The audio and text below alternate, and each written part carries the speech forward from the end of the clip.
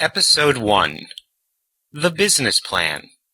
Critical thinking question. Remember those? Why would something that's so good for so many people, and that so many people will benefit so much from, why would it need to be imposed on those very same people with the use of force? And why, if it was just so good, would it also need to be funded with the use of force?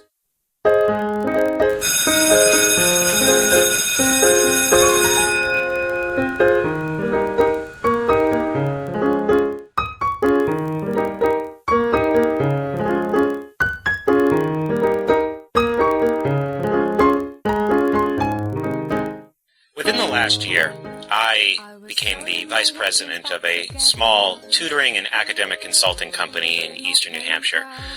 You could say the company was new. It was actually a restructuring of an existing company that wasn't really being used for anything. So we had to go through this process of reinvention, and we had a lot of discussions about business plans, kind of figuring out a creative approach that we should take to offering our service in a way that was competitive with other companies that were doing similar things.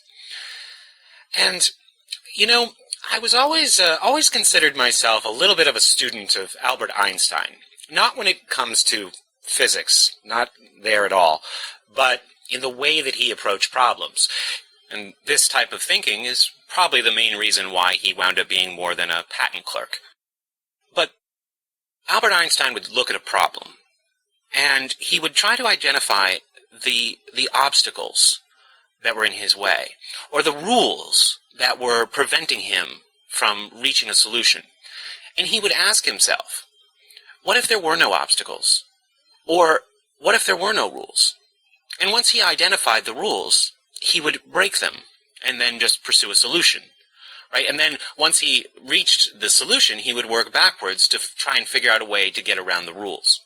In other words, the solutions to problems that we can imagine once we do this might serve as powerful motivators to go back to the rules and the stumbling blocks and figure out a way around them. Initially, without a solution in mind, when we reach those rules and stumbling blocks, we just would have given up. But already having the end, the solution pictured, can build motivation to find ways around obstacles. So whenever I look at a problem that seems complex and it maybe even seems like it can't be solved, I ask myself, what if there were no obstacles? And, I always try to do this whenever I'm trying to do anything creative, or like I said, anything related to solving what seems to be a complex problem. So when it came to the business plan, I asked myself, what if there were no rules? And this type of thinking can be used to accomplish a whole lot of good. But today, just to illustrate something, we're going to use this type of thinking for evil. Let me explain what I mean. I set out on this interesting thought experiment that in addition to there being no rules for me, what if I had absolutely no guiding code of ethics in the pursuit of building an educational service? And I'd like to share with you what I came up with, and maybe what you could do is try to see if you can identify any problems with it. So okay, here I go, relieved of rules and obstacles, and stripped of ethics and human decency, off to start my new business. Now what I want to do is I want to offer my services as an educator in a certain geographical region. So I go out and I get myself a clipboard, some nice yellow legal pads, a couple of sharp pencils, and I start going door to door in the area where I want to offer the service.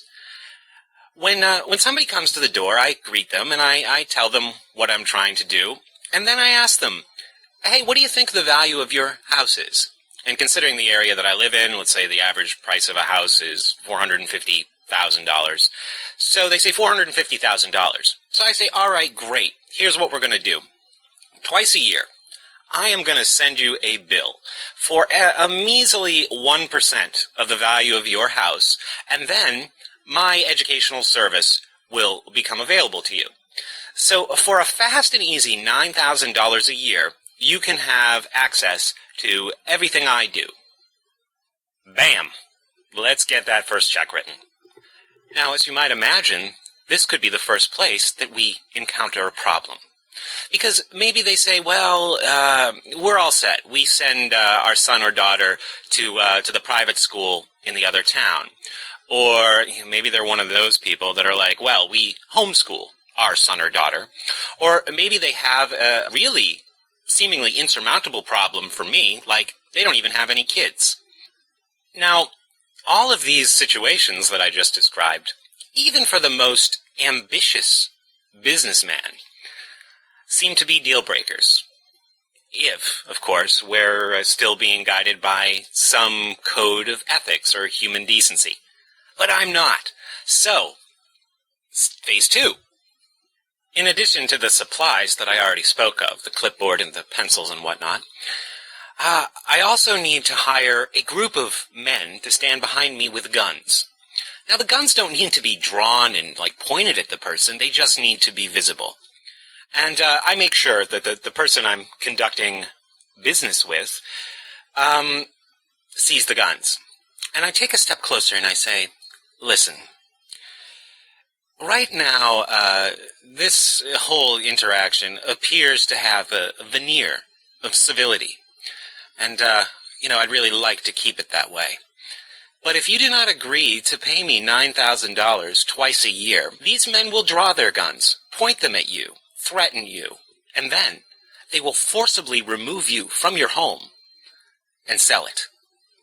And, maybe just because I'm such a goddamn despicable human being, I can also add a little insult to injury by saying something like, you should be ashamed of yourself, resisting me like this. I mean, I'm trying to provide a service here for the common good of this community. How dare you think that you don't have to pay for my service just because you don't want to use it? I mean, come on, don't be so selfish. This is for children. And sure, maybe this all sounds a little bit harsh, but I think history will demonstrate that most people have a way of getting used to this kind of treatment. Now, it's not just one big happy stroll down easy street for me here trying to start this business.